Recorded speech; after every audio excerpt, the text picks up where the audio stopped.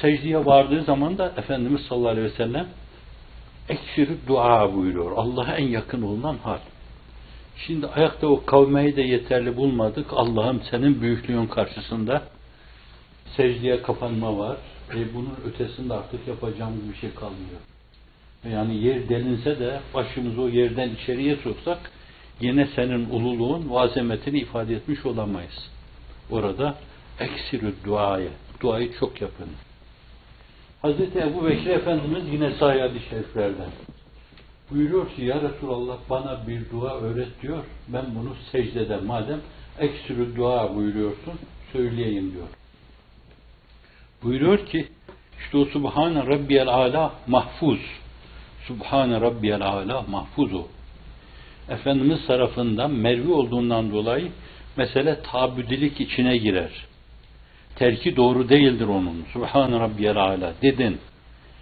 10 defa dedin, 20 defa dedin, 30 defa dedin. Fakat ona bir de şunu ilave ediyor. Allahümme inni zalemtu nefsi zulmen ketiren ve la yafiru zunubu illa fağfir li mağfireten hendik varhamni inneke entel gafurur rahim diyor. Kısaca mali şu.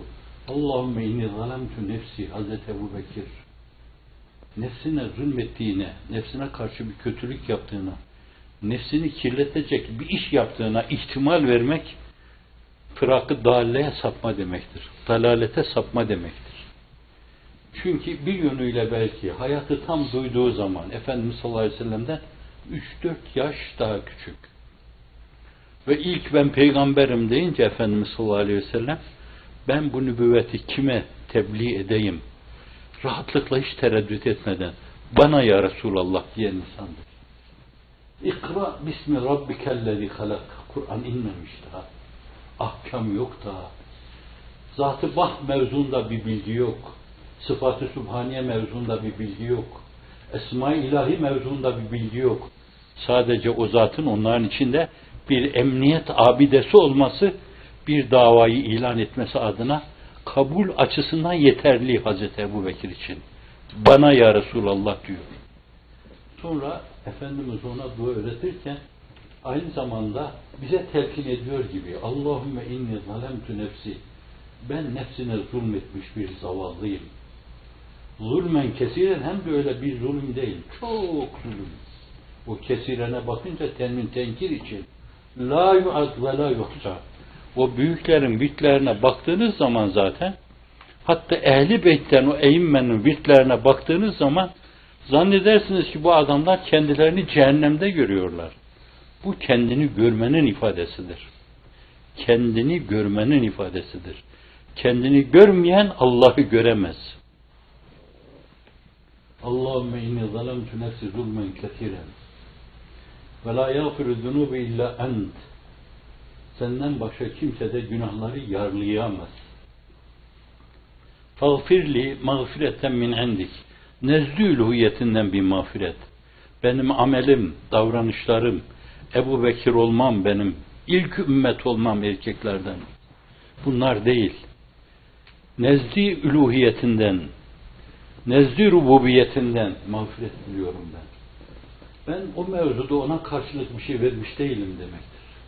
Hazreti Pir'in ifadesiyle irtibatlandırdığınız zaman ubudiyet neticeyi nimeti sabıkadır, mukaddime-i nimeti layıka değil. Biz mükafatımızı almışız.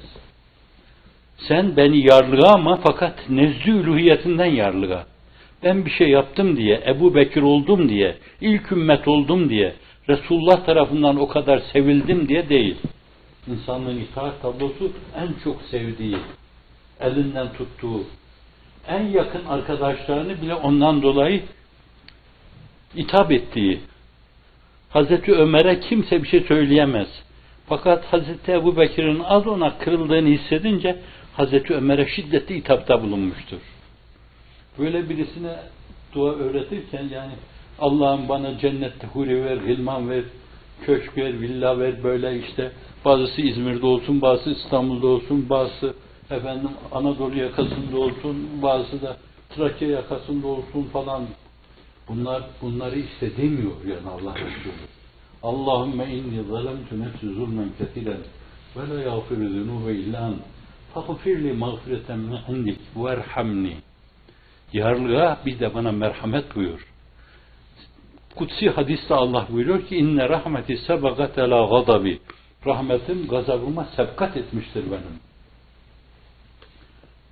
Sen bana merhamet buyur diyor. Ya şefkat et bana diyor. Ona çok muhtacım.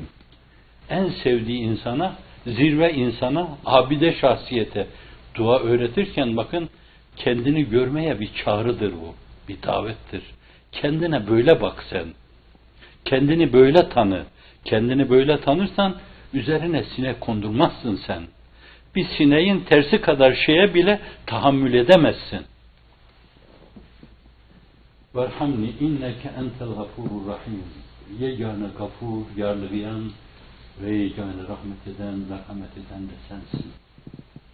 Kim bilir daha başkalarına Efendimiz sallallahu aleyhi ve sellem mesurata bakıldığında bu mevzuda Allah'la münasebet, kalplerle Allah arasındaki engellerin bertaraf edilmesi adına ne kadar şeyler talim buyurmuştur.